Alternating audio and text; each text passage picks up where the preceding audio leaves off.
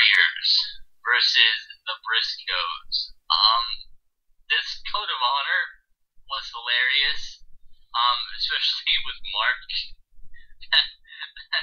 that little thing Mark did with I forgot what the guy's name was. Red Scorpion, I think is what his name was. It was like it was Gray Fox or Gray Wolf and Red Scorpion, I think. But it was just funny. I feel like if Vince McMahon was watching this, he would have been really excited because he loves the big guys, and the Bloodbound Warriors were, they were right down Vince's alley. I'm surprised he hasn't signed them. But I thought this was a really good, intense match. The Briscoes, kept up right with these big guys. And it's really good anytime you get to see the Briscoes tag together anymore, because for a while there you didn't really get to see it. Especially when Jay was the world champion. So it's kind of cool seeing them back tagging together. And then after the match, the Decade comes out. Adam Page says, he was calling Jay out 2 weeks ago, and he was nowhere to be found. He says, I don't know if you're deaf or if you're just stupid.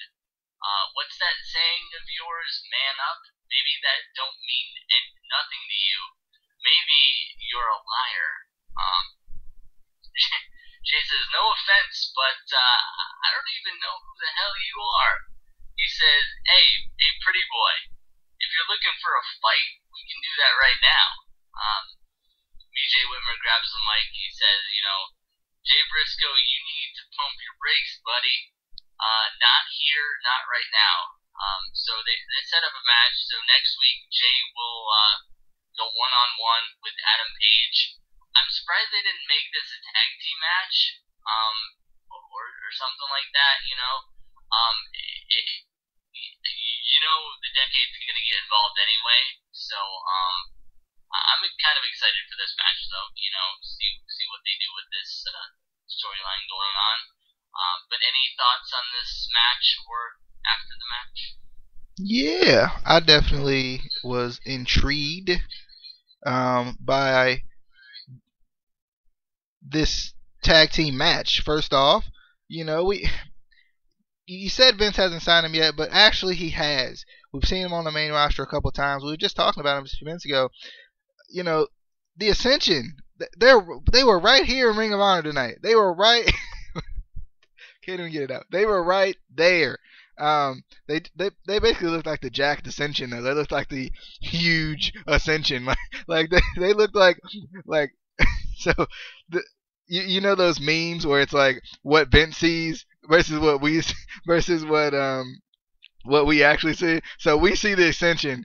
Vince sees those guys. That's what it was. That's what it was. That's why they got the face paint. I get it now, Vince. I get it. I'm with you. Brave Wolf though, he was not, or Grey Wolf. Brave Wolf, Grey Wolf. I think it was Grey Wolf. He was not even phased by Jay Briscoe doing anything. The super kick into the DVD was pretty cool by Jay Briscoe. Clothesline to the Froggy Bow into the decapitation lariat, which won the Briscoes the match. Really cool stuff right there.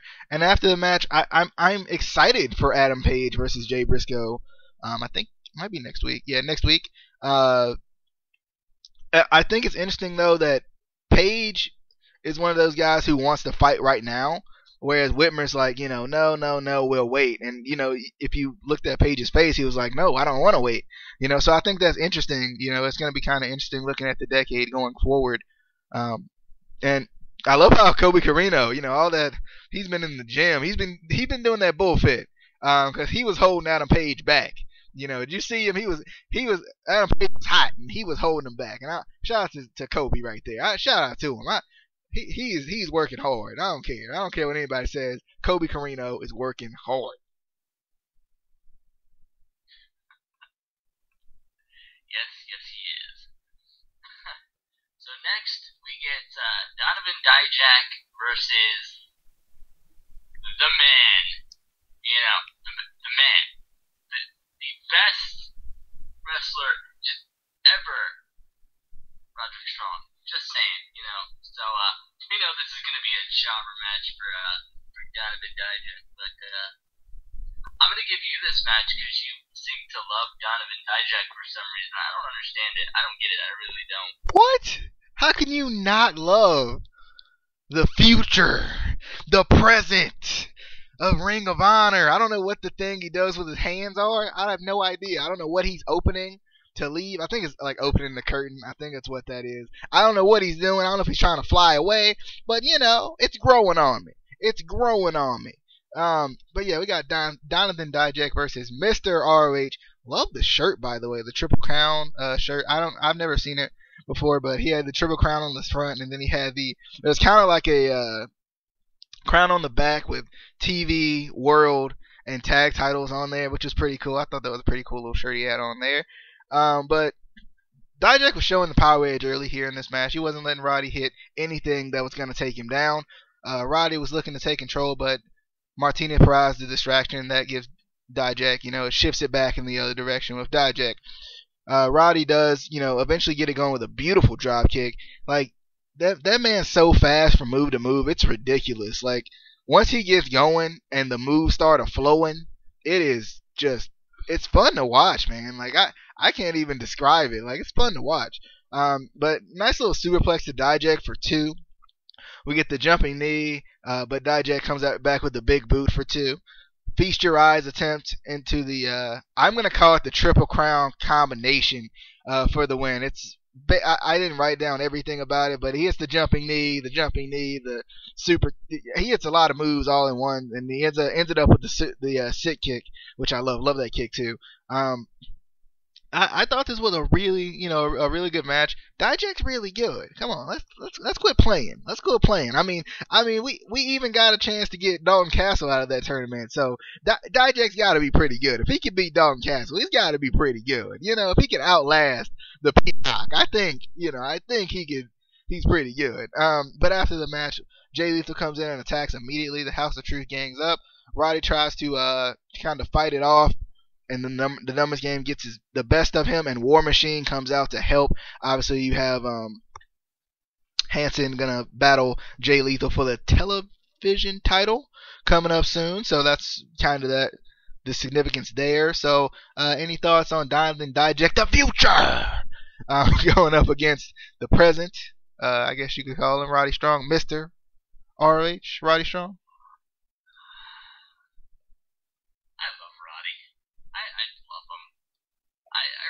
Wish I could see Roddy versus Dean Malenko in his prime. I feel like that would have been an awesome match.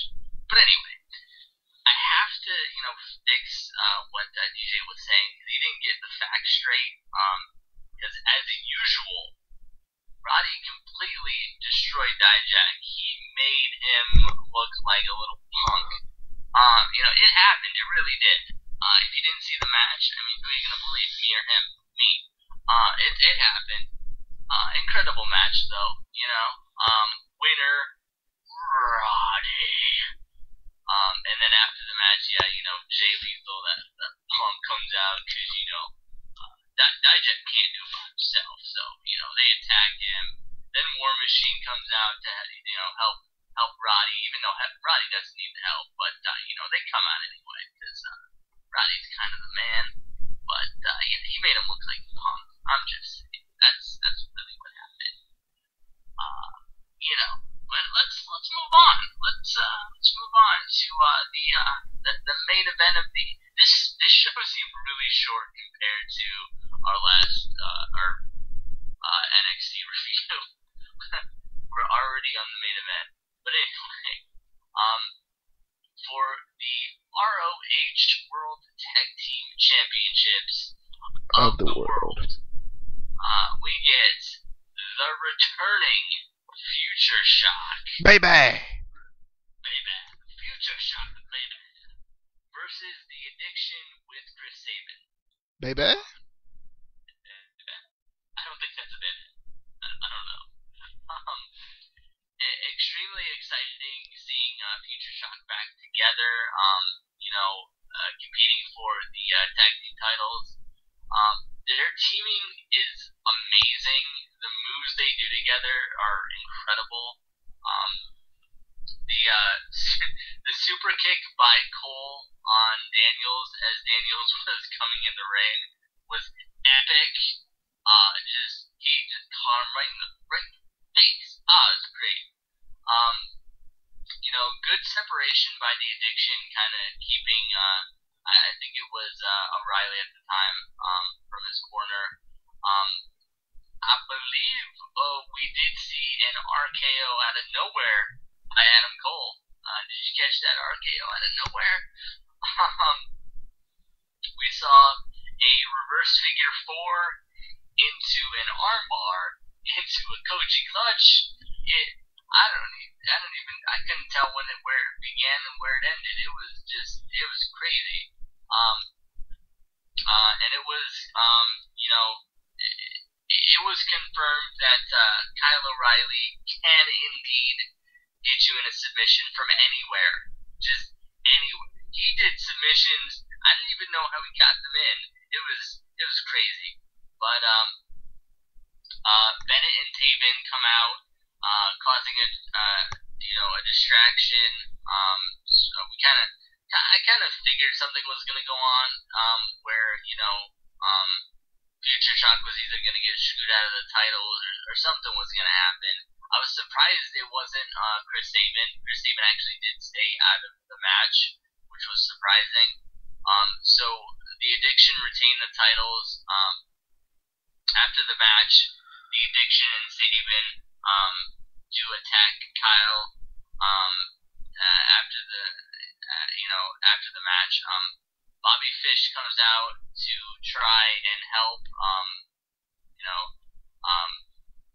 Adam Cole had chased Maria into the back with the Decade, so it was just Kyle O'Reilly and Bobby Fish out there getting beat down.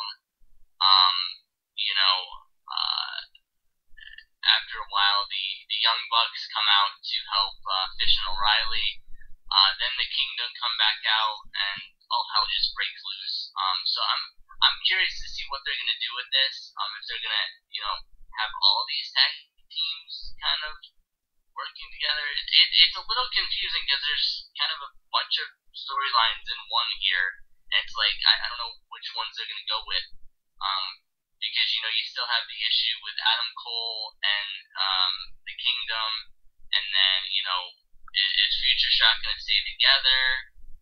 We have the Young Bucks out here for some reason. I don't know why. So I'm just excited to see what's going on. Hopefully, maybe we'll get a big fatal four-way tag team match for the titles. But then poor Bobby Fish doesn't get a tag team. But anyway, any thoughts on this main event or after the match? Yeah, it was definitely interesting having Future Shock back together. Adam Cole hits a move, and I think it was a tag team double team move by Adam Cole and O'Reilly. He goes, Adam Cole, and O'Reilly stops him. He says, no, Future Shock, baby. And I thought that was a really cool moment. Just good stuff in this match. Good tag team stuff, like always, with Ring of Honor. Some ridiculous submissions, like whatever the world that was that Kazarian put on O'Reilly. I don't even know. The pretzel submission? I don't know what you call that thing, but I actually literally put it in as what is that submission by Kazarian, because I liked it, but I didn't have any idea how to call it. The low super kick into the figure four. O'Reilly comes in and locks in the armbar. Daniels comes in and locks in the Koji clutch. I'm like, I gotta watch my limbs. I had to go to the corner real quick, get in the fetal position to make sure I didn't get hit with a submission. And either way, he probably would have got me with the headlock or something. Either way, I would have been screwed, I think. But the Cole super kick coming back into the ring was really cool. The distraction by not the Decade. Oh man, too many factions right now for me in my head. The distraction by the Kingdom was not really surprising, but surprising to Adam Cole. He chases away Maria Kanellis after he catches her red-handed. and that kind of ended up being the demise for Kyle O'Reilly. Celebrity Rehab for the win by the Addiction. Good match though. A lot of cool stuff in this match. God, O'Reilly, when he gets going, he's about the same way as Roddy. Like when he gets going, especially in the submission game, like if we had him on a game like in WWE 2K16, like he needs to be 99, 101 submission. We need ESPN rankings, 100 submission. Goodness, that man is ridiculous. He reversed the sunset flip into an armbar at the same time, had a knee bar on Daniels too. I'm like, what? What? I'm like, how is he doing this stuff? But I love this match. Good to see Adam Cole doing his thing. I kind of want to see what they're going to do with Future Shock. And I'm pretty sure I saw Emma and Dana Brooke in the front row. They had their tickets. They were there. I saw them. I know it. I know I saw them. But they had their tickets to the party because the Young Bucks had to come out. But yeah, I loved it. Good stuff. Good stuff, Raymond. Good stuff.